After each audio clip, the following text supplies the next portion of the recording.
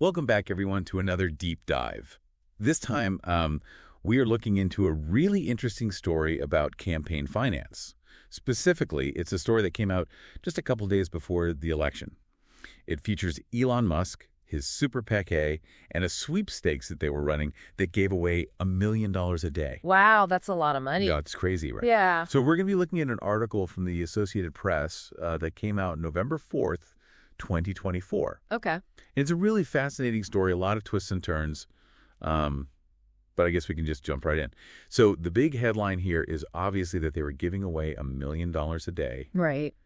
to people who signed a petition to support the Second Amendment and free speech. Yeah, and it's really interesting because it's not just a typical super PAC's spending spree. It's more about a campaign tactic that kind of blurs the lines between political action and almost like a game show. Yeah, right. Like, can you imagine you wake up in the morning, you check your phone, you get a notification that says, congrats, you just won $1 million because you checked a box on a petition. Exactly. It's a pretty enticing hook. And by tying that sweepstakes to these core political values, it really had the potential to influence voters beyond just the monetary incentive. So it's associating those values with, winning something. Okay, so they're getting people's attention. Yeah. Potentially swaying opinions, but was it even legal? So the Philadelphia DA, Larry Krasner, he filed a lawsuit calling the whole thing a scam Oh, wow. and claiming that it violated state lottery laws. What do you think about that? Was he right?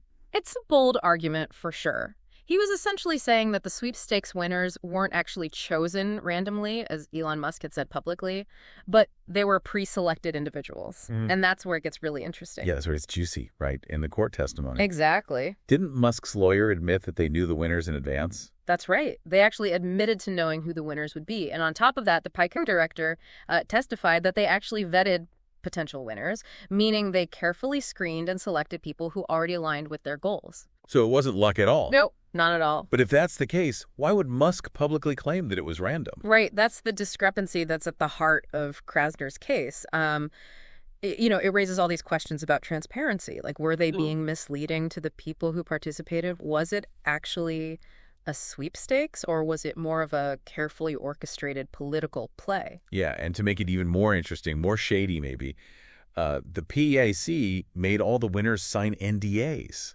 So they weren't allowed to say how they got the money. What do you think about that? Like, why would they do that? It's definitely unusual, even for a world that's, kind of carefully managed, like political campaigns. This adds just another layer of secrecy. Yeah. And it kind of makes you wonder, like, what are they trying to hide? I need to catch my breath. We've got Elon Musk, $1 million a day, a legal battle brewing, accusations of a scam, and secret agreements. This is better than any TV show I've watched lately. It's definitely a captivating story. So before we jump into the next part of this whole case, I think it's important to take a step back and think about what stands out to you so far. Is this just some kind of clever marketing, or is this something more troubling? I think for me, what's really crazy is just how much money is in our elections these days. Yeah, It's kind of dizzying. it's a hard number to wrap your head around, $1 million a day. Right. And it really underscores how much influence wealth can have For sure. in shaping what's going on. Yeah. But I guess before we spiral too much, Yeah. let's kind of break down what Krasner was actually saying was illegal about this. Okay, yeah. So Krasner's argument basically relied on Pennsylvania's lottery laws. Okay. And what he said was that because the winners were pre-selected, it wasn't actually a lottery. Okay. It didn't meet that legal definition. It wasn't a game of chance. Right, exactly. It was like a carefully orchestrated giveaway disguised as a random drawing. Okay, so they're stacking the deck Yeah. from the start. What evidence did he actually have to back this up? Well, the most convincing evidence actually came from Musk's own team. Oh, really? You remember that court testimony we talked about? Yeah. Musk's lawyer actually admitted that they already knew who was going to win. They just came right out and said it. Yeah. Wow. Oh, okay. And it actually gets even more interesting. The PAC director also said that they specifically vetted the potential winners to make sure that their values aligned with the PAC's goals. So they weren't just finding people that agreed with them, but finding people that would be good at getting the message out. Exactly. They wanted to make sure they could be effective spokespeople for the cause. It's strategic, but also kind of manipulative. For sure. What did Musk's team say to that?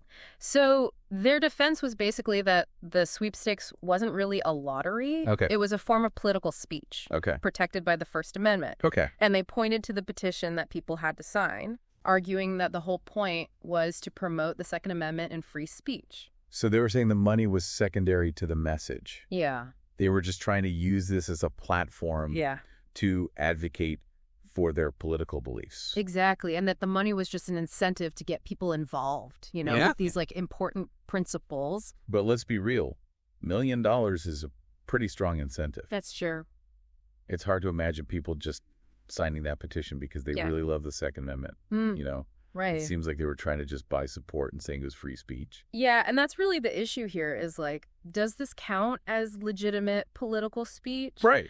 Or is it like undue influence? And if it's undue influence, like where do we draw the line? Right. It really makes you wonder if our campaign finance rules are good enough to deal with this kind of stuff. Exactly. But I guess let's rewind a bit. Yeah. Back to the judge's decision. Yeah. What happened? Yeah. What was the outcome? So the judge actually ruled in favor of Musk's PAC. Okay. He said the sweepstakes could continue. Wow. He didn't really say why at the time. Okay. But he was probably swayed by that argument that it was protected speech. So round one goes to Musk. Yeah. Does that mean it's over?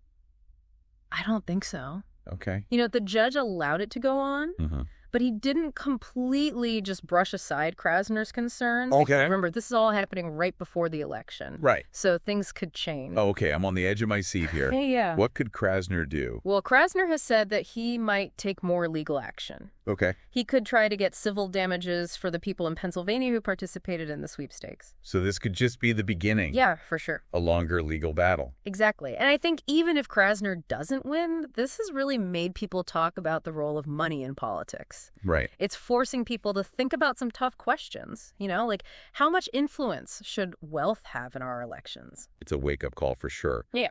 But let's put the legal stuff aside for a second and just talk about the money itself. Okay. You mentioned that Musk put a lot of money into this PAC. How much are we talking about?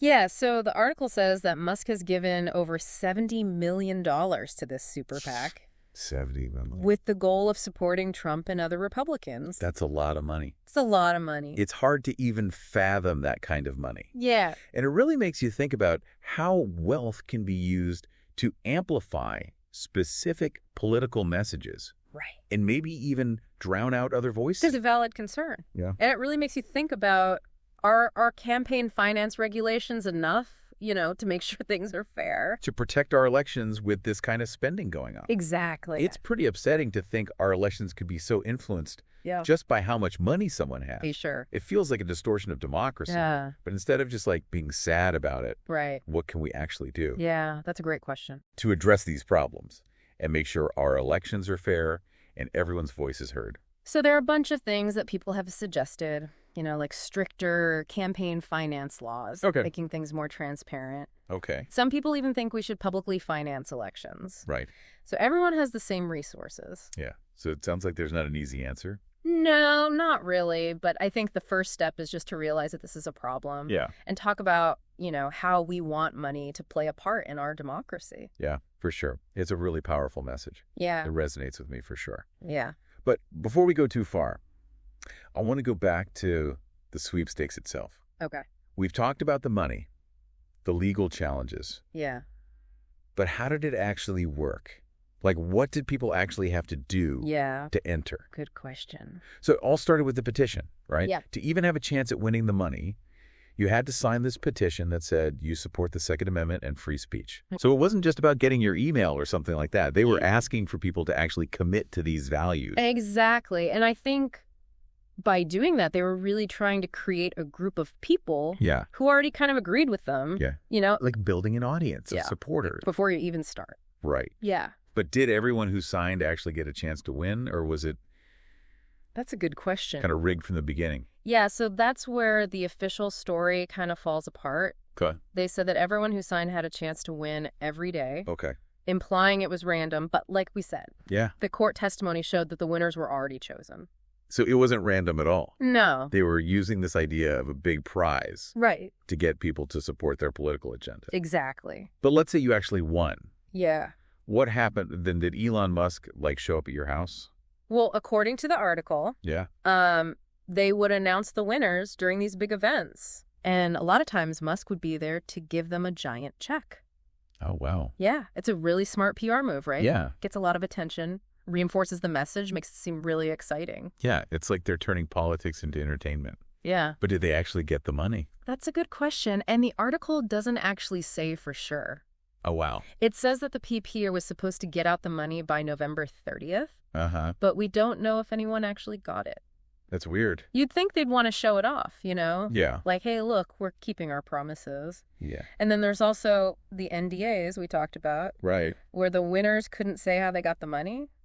Right. So what are they hiding? Yeah, it makes you wonder. This whole story is wild. It really is. It's like a political thriller. Yeah. But I guess let's zoom out for a minute. Okay. What are the big takeaways here? Yeah, so I think this really shows us how much power and influence wealthy people have Yeah. in our political system. Elon Musk was able to use his money to support the candidates he wanted Right. and promote his own political views. It makes you wonder if everyone has a fair chance. Exactly. It also makes you think about transparency. Yeah. You know, if the winners were already chosen Right. and it wasn't really random like they said, Uh-huh.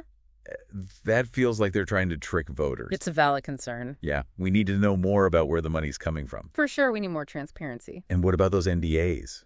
Right, like why would they need to silence the winners Yeah. if everything was legit?